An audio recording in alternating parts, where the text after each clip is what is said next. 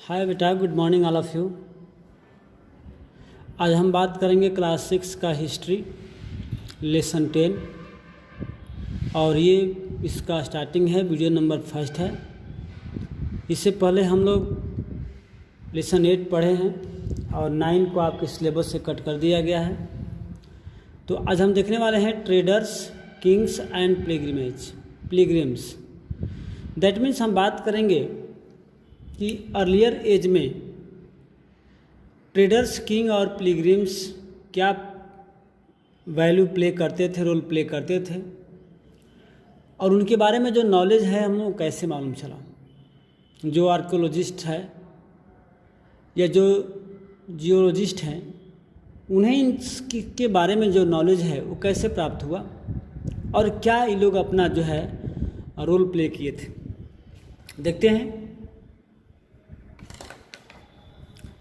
You read about Northern black polished ware in chapter 9. That means पिछले में बताया गया था आप लोगों को 8 में भी।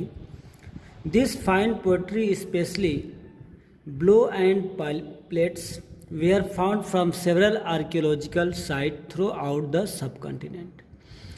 That means हमने पिछले क्लासों में देखा कुछ पार्ट्स या कुछ पॉट्स जो है, कुछ ऐसे इक्विपमेंट जो थे वो पूरे भारत के जो सब कॉन्टिनेंट है इंडिया का, उसमें लगभग बहुत जगह देखा गया। तो एक विचार करने वाली बात है, how do you think it reach this place? इतने स्थानों पर ये सामान कैसे पहुंची? क्या सब जगह इसकी मैन्युफैक्चर या बनावट होती थी या फिर कोई और माध्यम था? तो ट्रेडर्स में have carried them from the places where they were made to sell them to other place.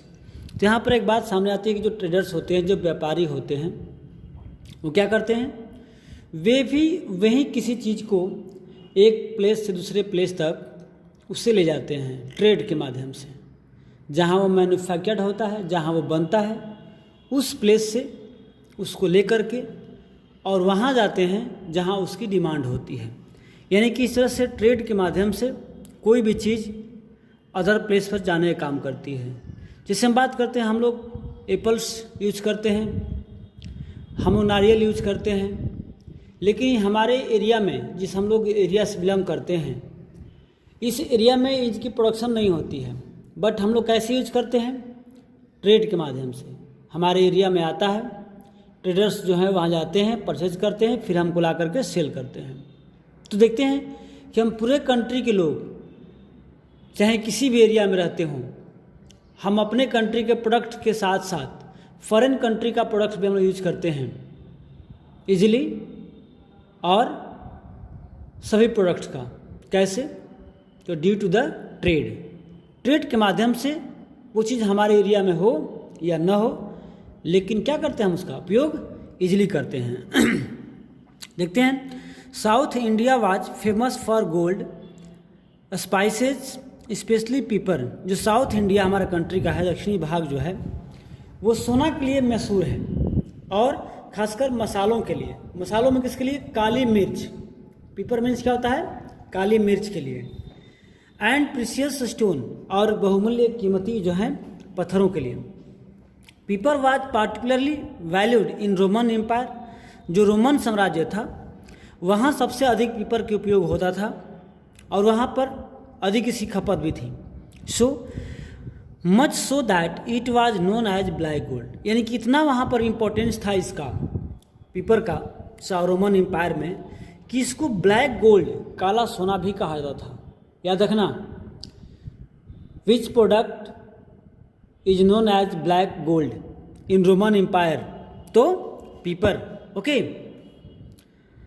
So traders carried many of these goods to Rome in ship across the sea and by land in caravan. इसलिए जो traders थे वो काफ़ी चीज़ों को Roman empire से ship द्वारा या फिर कारवां, पैदल, लैंड रूट से वो जाया करते थे और ट्रेड करते थे।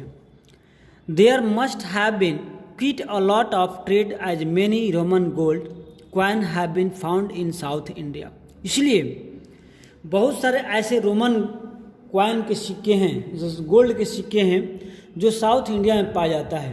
यही वजह है कि ट्रेड के माध्यम से वे लोग लाया करते थे और उसी पैसों से यहाँ से परचेज कर सामान को करते थे। ओके, ट्रेडर्स एक्सप्लोर्ड सेवरल सी रूट, और जो ट्रेडर्स थे वे अलग अलग कई रूटों का खोज भी किए। Some of this followed the coast, उसमें से कुछ जो है कोस्टल एरिया में जो खोज किए थे। There were others across the Arabian Sea and the Bay of Bengal, उसमें से कुछ जो है कोस्टल एरिया के रूट को पता किए, और कुछ जो है ओवरसीज यानी कि समुद्र सागर के दूसरे छोर जिसे अरेबियन सी और बे ऑफ बंगाल से भी रूट को पता लगाया।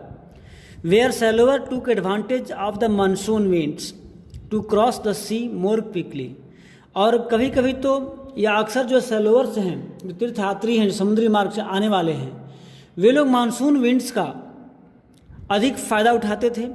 चूँकि मानसून विंड्स है वो मंथ के पार्टिकुलर ईयर में, ईयर के पार्टिकुलर मंथ में वो किसी डायरेक्शन में फिक्स रूप से ब्लो होता है।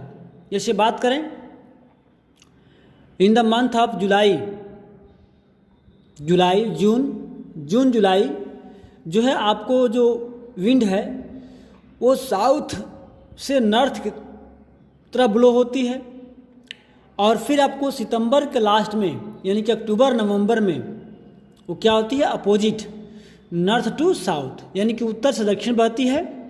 तो जो सेलोवर्स थे वो मानसून विंड को समझ करके देख करके अपने को चलते थे, ताकि उनकी जो एनर्जी है वो कम खर्च में अधिक दूरी तो है कवर कर सकें।